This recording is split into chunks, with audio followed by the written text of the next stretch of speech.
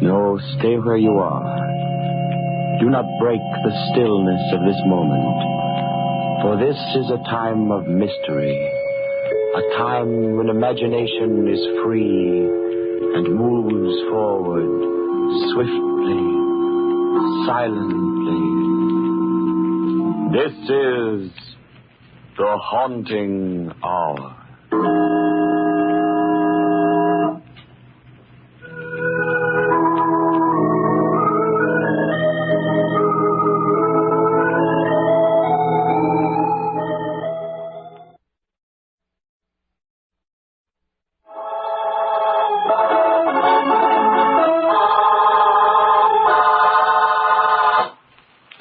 The shoe fits.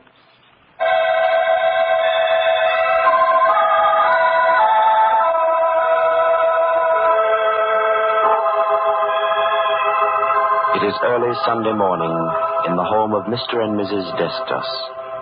Mr. Destos is dressing hurriedly while his wife prepares breakfast. Suddenly he calls to her. Helena! Helena! Gregory, please do not call like that. Come here to the kitchen. Helena, I cannot find my charm. Did you see it? How many times will I tell you, Gregory? On Sunday morning, people want to sleep a little. They do not want to hear other people screaming. But don't you hear? I have lost my lucky piece, Helena. Oh, you mean the little coin that you brought to America from Greece? Yes. Here are your eggs. Yes, but where is it? Oh, I have not seen it.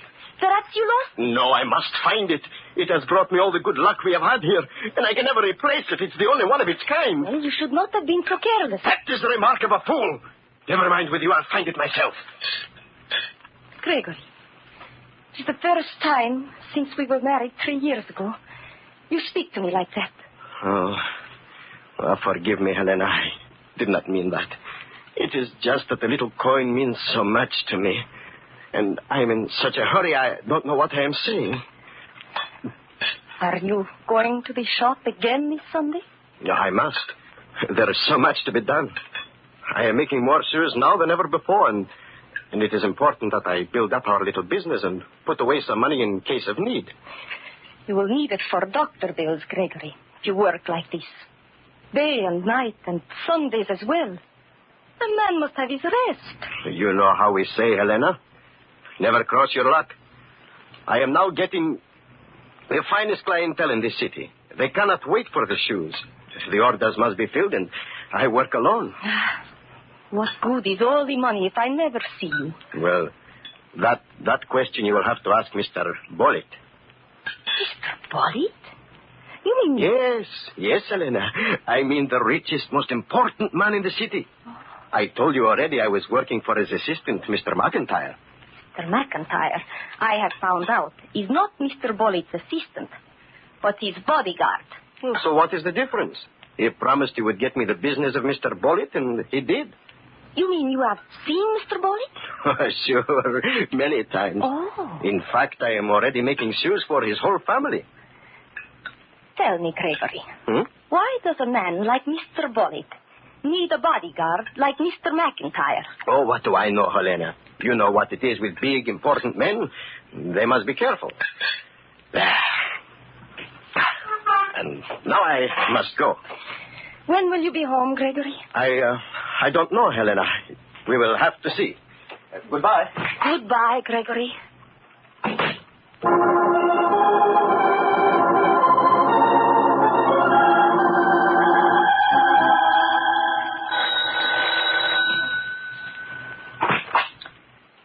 Mr. Destos live here? Yes.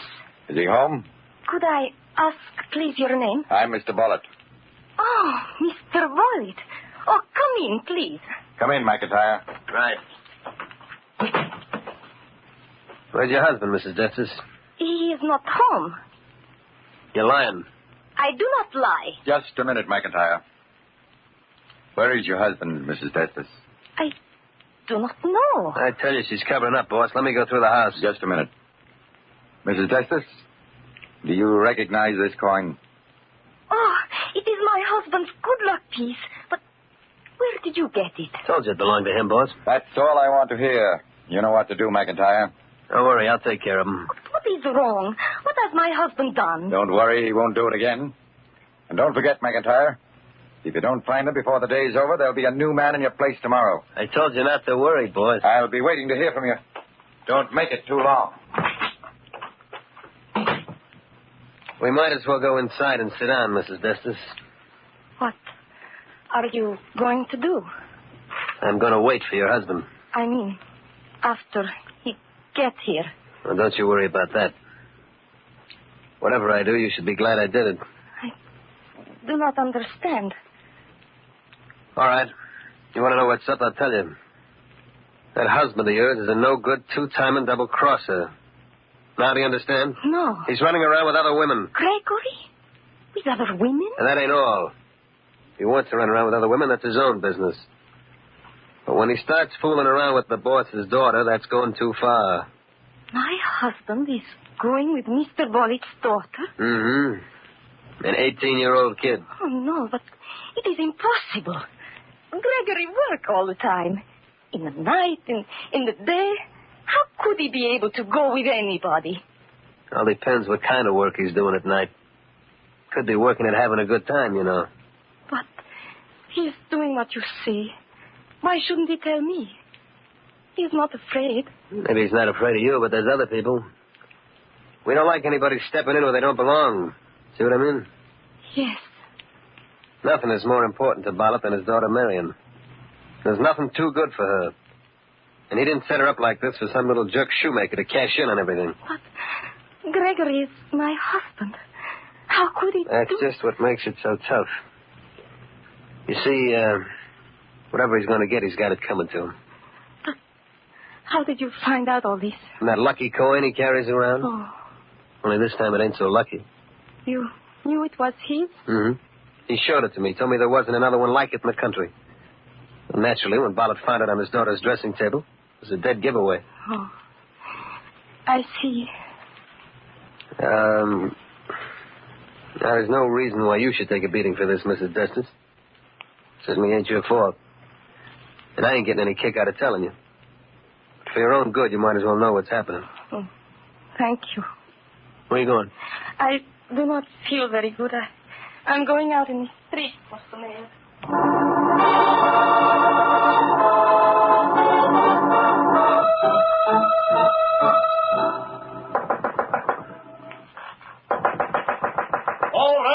All right, I'm coming. Now, have you no patience to... Helena, is something wrong? Close the door. Yes, but you... Now, what is it, Helena? You are so pale. Mr. Bollitt is looking for you. He came to our house. Oh? What did he want? He came with his assistant, Mr. McIntyre. They have found out that you are going out with Mr. Bollitt's daughter. Me? I am going out with... Please, Gregory. There is no need to try and hide it from me any longer. I know. Oh, you are fooling. First, I thought they were fooling. Then they showed me the lucky coin you had lost. Mr. Bollitt's daughter had it. Oh, what you are saying, Helena, is so strange. It does not matter. I have come to warn you. Beyond that, I have no further duty. You had better not come home. Mr. McIntyre is waiting there for you. Mr. McIntyre? Oh, but then I should go to the police. They cannot do such things in America. What would you tell the police? Do you think they would like to hear our married man is going with a single girl? Helena, you do not believe that, do you? Mr. Bollitt is not so much a fool as I. I thought you were working. But, Helena, no, there is nothing for me outside of my work. And you... I swear, Helena, I have never even seen the girl. I do not even know what she looks like. Only this morning you told me you were making shoes for all of Mr. Bollitt's family. Yes, that is true. But for the daughter, I have been getting the measurements from an old pair of shoes. Oh. Sure, that is why Mr. Bollitt has been so pleased with my work. He says there is nobody but me who makes custom shoes to fit so perfect by just looking at an old pair. Perhaps it is true. Would you believe them before me, Helena? I do not know. It is something we do not see that is behind this. But that does not matter now.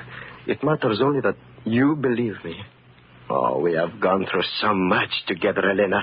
How could you think that I would do such a thing to you? But there is the coin. How did the girl happen to have it? That is what I must find out. And I must get it back. No, Gregory. You cannot do that. You must forget about it. But why? It is mine and it has brought me luck. No, you have not seen the face of Mr. McIntyre. I have seen that kind of face before. I know what he has in his mind. It is not good. But what am I to do, Helena? I cannot go away and leave you. You must, Gregory. You cannot even come home. You must leave right away. Then, when you find a place, you will write to me.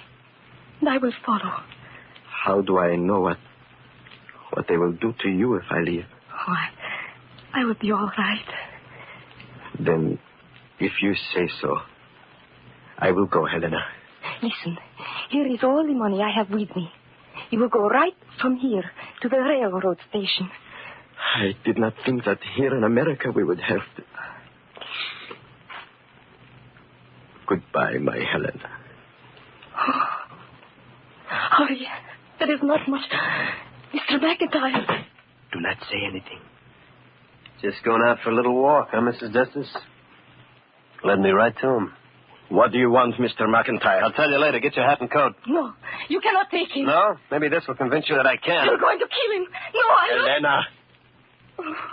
Helena, you must not try to do anything. You cannot fight a revolver. Now you're being smart, Destus. Let's go. Get into that car outside. Goodbye, Helena. Don't worry. Gregory. Oh, my Gregory.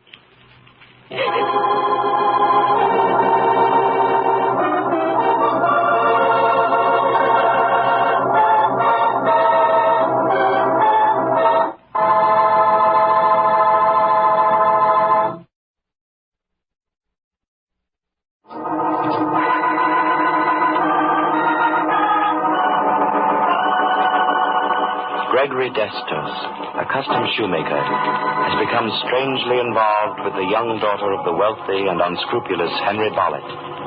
And though Destos has denied any knowledge of the affair to his wife, he is forced at the point of the revolver to go off in the custody of Bollitt's so-called bodyguard, McIntyre, who has been assigned to take care of Destos. Now, after walking the streets aimlessly, thinking of something to do, Mrs. Destos returns home. Gregory, what have you done? How did you get back here? I have done nothing, Helena. Mr. McIntyre brought me here. But why did he do that? I thought... Listen to me. He, too, believes that I have been seeing Mr. Bollitt's daughter. Oh. And as a favor to me, Mr. McIntyre will give us time to leave the city. But we must never come back. I do not understand it. I do not think he likes Mr. Bollitt very much. But even so, why should he let me go?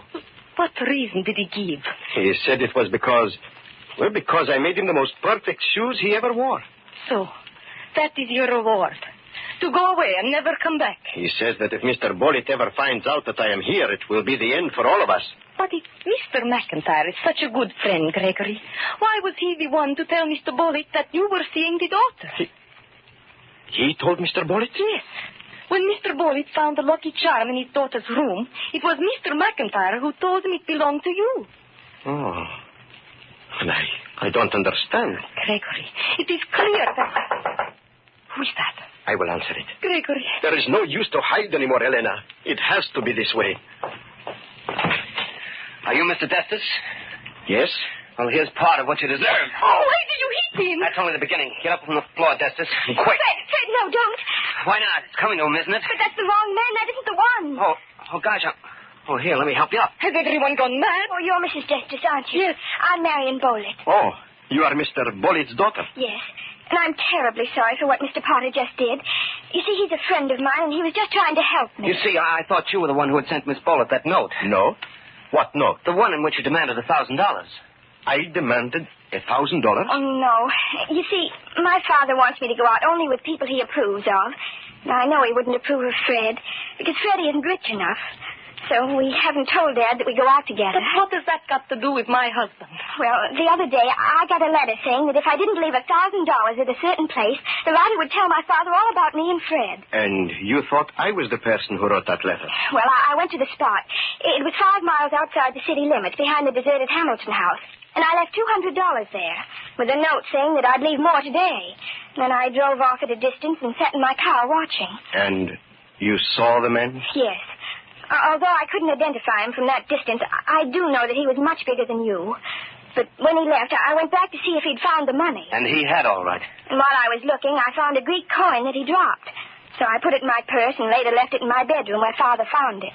That was when I first learned it belonged to you. Then why did you come here? Well, I had to. I was going to give you the rest of the money to make sure you didn't talk to my father. But now I know you're not the man. So, it was someone else who took away your lucky coin, Gregory, to make it look like you? Yes. Well, I'd sure like to lay my hands on him. I think I am beginning to see why Mr. McIntyre wants me to go away. Are you talking about my father's assistant? Yes. He wants my husband to leave the city. Your father thinks that Gregory is going out with you. But how would he get an idea like that? Mr. McIntyre advised him. Then, do you think that... Why, of course. It's as clear as the nose on your face. But what can we do? Wait, I have an idea. Where did you say you left the $200, Miss Bollitt? Behind the old deserted Hamilton house. You know where that is, don't you? Yes. Yes, it has been empty for many years now, has it not? At least 5 years. But how can that help us? What time is it now? It's 6 o'clock. Uh-huh. It will be light for about 1 hour more. You mean you want to go out there tonight? Miss Bollitt, you said that you were bringing the money to me. Yes, I thought that you would... Would you let me bring the money to the Hamilton house and place it there for you? You want us to go with you? If you will allow me, I would rather go alone. You mean you're going to wait there and see if you can catch him? While it is light, I will wait. If it does not come then, I will go back to my shop, and I will be working there all night. And what do you want us to do? If you do not hear from me tonight, I would like you to take Miss Bollitt to the Hamilton house tomorrow and see if the money is gone. If it is, I would like you to come to my store and tell me the first thing in the morning. All right. Here's the money, and then we'll go along. Good night, and thank you. Good night. Good night. Oh, are you sure you're doing the right thing, Gregory? Yes, Helena. Do you want me to stay here? No. No, I want you to come with me. Oh, what can I do there? You will see. Come, Helena. Come.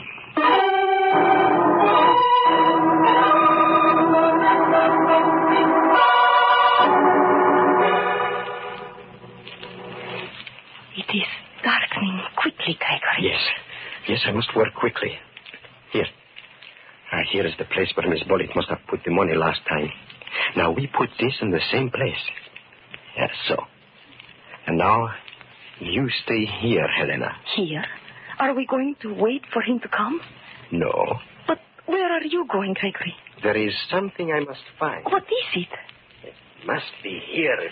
But why must I stay here? Because I do not want you to... Uh-huh. Yes, I found it. The man has left something he didn't know about. Come here, Helena. What have you found? It had to be here. Look, do you see what I mean? Oh, yes, Gregory. I see what you mean. As soon as I have it, we will go back to the shop. I will be working all night, Helena. All night.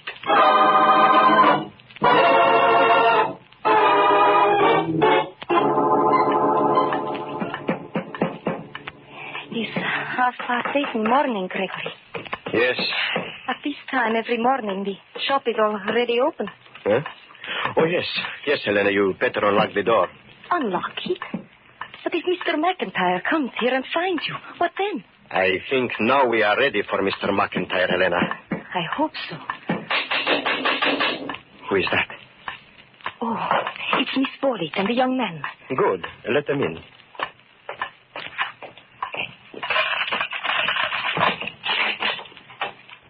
It's gone, Mrs. Destus. We looked all over. It was gone. My husband has been working all night. Well, this is a fine time to be fixing shoes, Destus. I am just finishing. But what are we going to do now?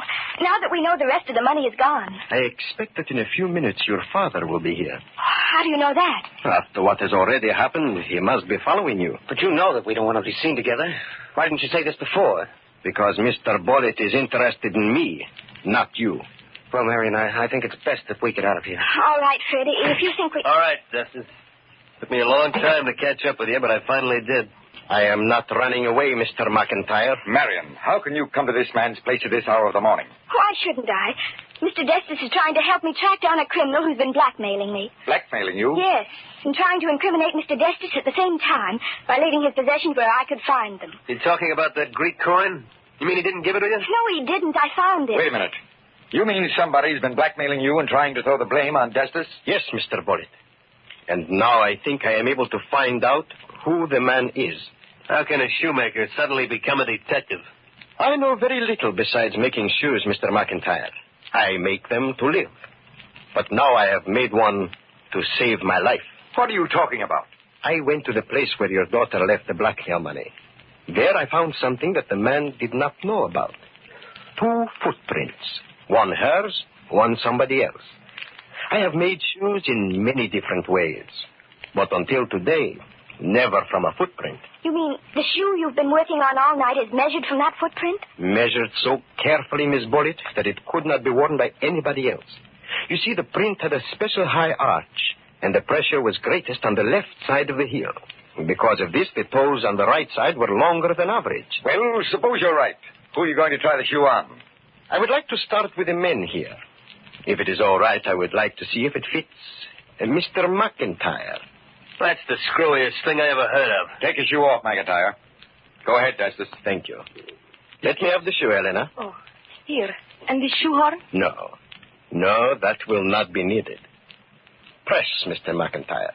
I'm pressing. It just won't go, that's all. Uh-huh. Will you remove your shoe, Mr. Potter? Do you mean that, Fred? Oh, why, that's preposterous. Let him have his fun, Marion. There.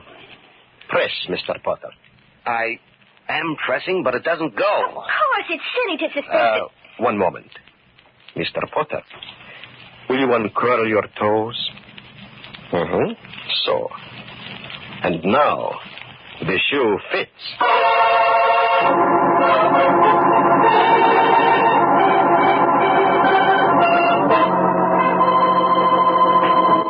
It is amazing how you fashioned that shoe from a simple footprint, Destus. I think, Mr. Bullitt, that he will never find another shoe to fit him as well. I'm afraid that it won't matter so much where he's going. I suppose McIntyre's turned him over to the police by now. But I still don't see how Mr. Destus could find out all that information from a single shoe print. How did you know that Fred had the blackmail money in his pocket? Oh, I did not know that. I knew only that the blackmail money had been taken away from the place where I left it. But from the beginning, Mr. Potter's face was familiar. Then I remembered the day my lucky coin disappeared, there was a man in my shop, and he was asking me for prices. Tell me, Miss Bullitt, did Mr. Potter ever have a mustache? Why, yes. He just shaved it off a few days ago. And sometimes he wears glasses? That's right. Of course, I could not ask these questions before. Naturally. But that proves conclusively he was the man. You deserve a lot of credit for this, Destus, and I'll see that you get it, too. Well, come along, Marion. Perhaps you'll listen to me in the future. Goodbye, Mr. and Mrs. Destus. Goodbye. Oh, Gregory, it is over. Like being free again. Is it not wonderful? So wonderful, Helena. I think I will take a holiday. We will go home now and go to sleep.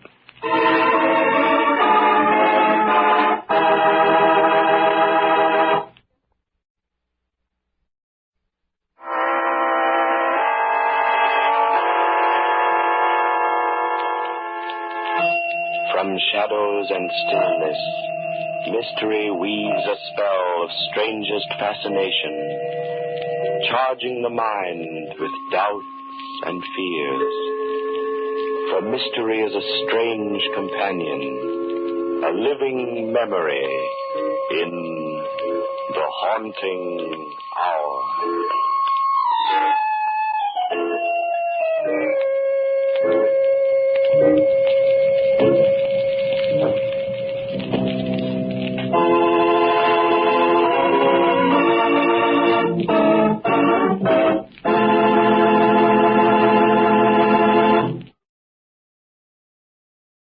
Thank you.